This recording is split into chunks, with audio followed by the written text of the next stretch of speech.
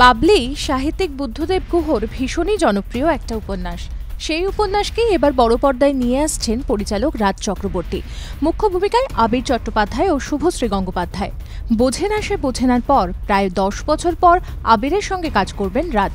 ছবির দিকে তাকিয়ে সকলেই আগেই জানিয়েছিলেন আর ক্যামেরার সামনে নয়, ক্যামেরার পিছনে নিজেকে দেখতে চান প্রসেনজিৎ চট্টোপাধ্যায়, আসতে চান পরিচালনায়। সেই মতোই তুঙ্গে প্রস্তুতি। সব ঠিক থাকলে এই বছরই ছবির পরিচালনা করতে দেখা যাবে তাকে। অভিনেতা জানিয়েছেন এমনটাই।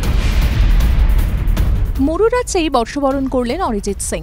সারা বছর কাজের ব্যস্ততা, তবে 2023-এর শেষ লগ্নে এসে পরিবারের সঙ্গে সময় বার করলেন তিনি।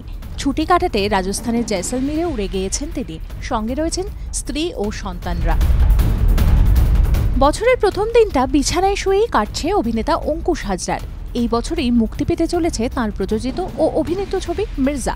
আর ওই ছবির অ্যাকশন দৃশ্য শুট করতে গিয়েই চোট পেয়েছেন তিনি।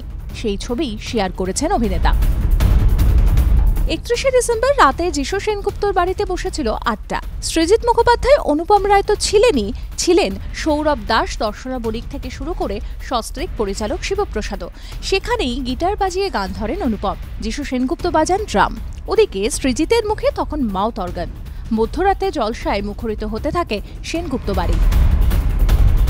বছর শেষে চুমু খেয়ে সমালোচনার মুখে রাজ চক্রবর্তী ও শুভশ্রী গঙ্গোপাধ্যায়। 31শে ডিসেম্বর এক রাত পার্টিতে হাজির হয়েছিলেন দুজনে। সেখান থেকেই এক লিপলকের ছবি পোস্ট করেন শুভশ্রী। আর এরপরেই শুরু হয় নিন্দে। রাজের বিধায়ক পরিচয় টেনে এনেও করা হয় তুলোধনা। বর্ষশেষে একসঙ্গে ছবি দিয়েছিলেন মিঠাই পরিবার। হাজির ছিলেন সকলেই। দেখা মিলেছিল আদ্রিত রায় ও কৌশাম্বী চক্রবর্তীরও। তবে কোথাও দেখা মেলেনি সৌমিত্রেশার, যা দেখে মন খারাপ ভক্তদের। মিঠাই টিম কি সত্যিই প্রাপ্ত করে রেখেছে আদরের সৌমিকে? প্রশ্ন তাঁদের।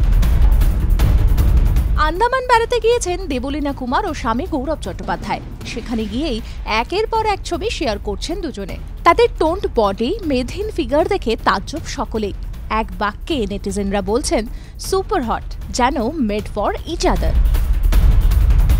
দেবালয় ভট্টাচার্য পরিচালিত সিরিজ মন্টু পাইলটে দেখা গিয়েছিল অভিনেত্রী সোলাঙ্কি রায়কে। আবারও তিনি এবং দেবালয় একসঙ্গে। টলিপাড়ার অন্দরের খবর, আবার একটি থ্রিলার সিরিজ নিয়ে আসছেন পরিচালক। নারী কেন্দ্রিক থ্রিলার হতে চলেছে এই সিরিজ। আর এই সিরিজের মুখ্য চরিত্র দেখা যাবে নায়িকাকে।